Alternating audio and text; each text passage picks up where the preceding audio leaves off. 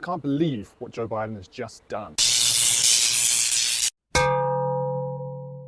Hello everyone and welcome back to the Chinese EV show. I'm your host Toby as usual. Before we get started, don't forget to give us a like, a subscribe. It helps the channel a lot. So today we're going to be talking about a kind of shock, well not very shocked, but a shock decision made by Sleepy Joe, the President of America. That's right, we are talking about another ridiculous decision by the President, that is to raise tariffs on Chinese EVs to 100%. So that's right, every EV that gets taken, that would be taken into the US would be forced to pay a 100% import tax. So this decision was apparently made with the aim of protecting American jobs. But I think really it's more a case of, in the run up to the election, Biden is thinking of ways which he can win over these kind of like more conservative Trump supporters, and he thinks this is one of the ways, attacking China, and he's probably right. So hopefully this announcement may not be serious as the implementation, but whatever happens, Biden or Trump is elected, I think it spells bad news for Chinese EVs. So my American friends, don't expect to see any Chinese EVs near you anytime soon. So what is the real reason behind this decision?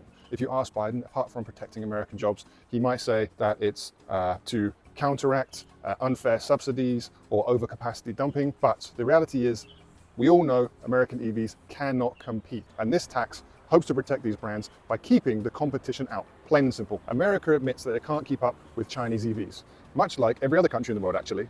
So this decision basically gives license for American auto brands to keep producing mediocre EV products that, number one, will be less competitive and more expensive for consumers. If you think about the EVs that the legacy brands have brought out, like the Mach-E or the electric Hummer or the Chevy Bolt, they've all basically been rubbish because they're kind of insincere, they were kind of pushed to bring out some EV offerings, and they brought things out which consumers do not want, basically. None of these cars have done very well. You know, the F-150 Lightning, I could go on.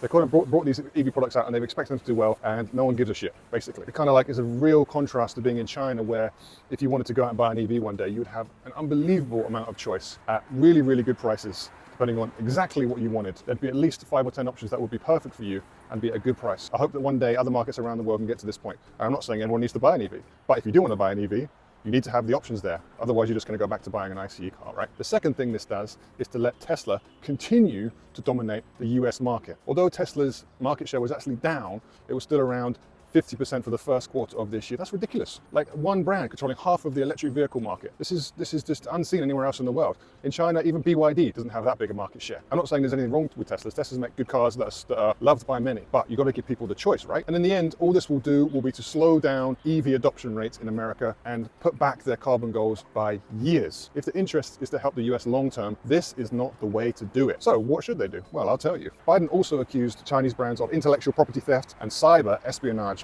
which supposedly occurred when foreign brands operating in China were forced to share their sensitive IPs. So Joe, why don't you do the same thing? Why don't you force Chinese brands to come to America, set up joint ventures, be open about their technology usage, and then perhaps you could learn maybe a thing or two from them. They're clearly ahead. Competition is good. You can learn from competition. You can, for lack of a better word, copy them, and then you can improve on it, which is basically what China has done to the rest of the world. And the US will be smart to learn from China here. He also mentioned China's unfair trade practices at the same time of putting 100% tariffs on Chinese EVs, by the way. So as we know, when foreign brands wanted to come to China in the beginning, they were forced to set up a JV with a local brand. This way they could learn from them and also benefit from their success in the market. So when foreign brands did well, the joint venture partner did well, Chinese brands did well, everyone was a winner. So all these brands, including lots of American brands, have enjoyed healthy profits for decades. So maybe the US could consider something like this, a JV. BYD wants to come to America, it had to set up a JV with, I don't know, Chevy or something like that. Maybe not Chevy, but you kind of get the idea, right? You can encourage the business, but on your terms. This is what China said. They didn't close the doors.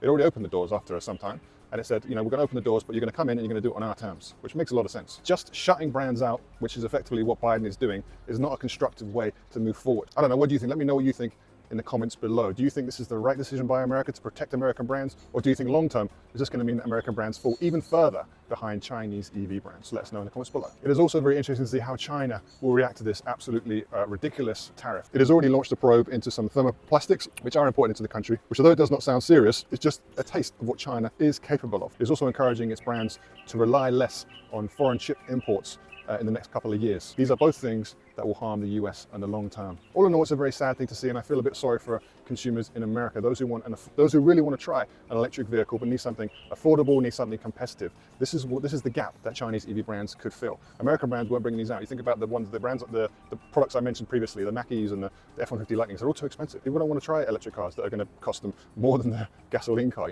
And hey, if America doesn't want to let China in, that's fine. China is doing fine everywhere else. It's already making huge inroads in Latin America, in the Middle East, in Southeast Asia. So while America has closed its gates, closed its doors, China is gathering strength in these other markets, and it's making friends, it's making customers, it's improving its offerings, and all at the same time, you know, America is in this kind of like walled castle where it's just trying to like make good EVs, but it doesn't have any ability to do so. So we'll see how that turns out, shall we? Or I don't know, will the lack of Chinese competition be good for these American auto brands? Will it allow them to produce good offerings for consumers in America? Maybe.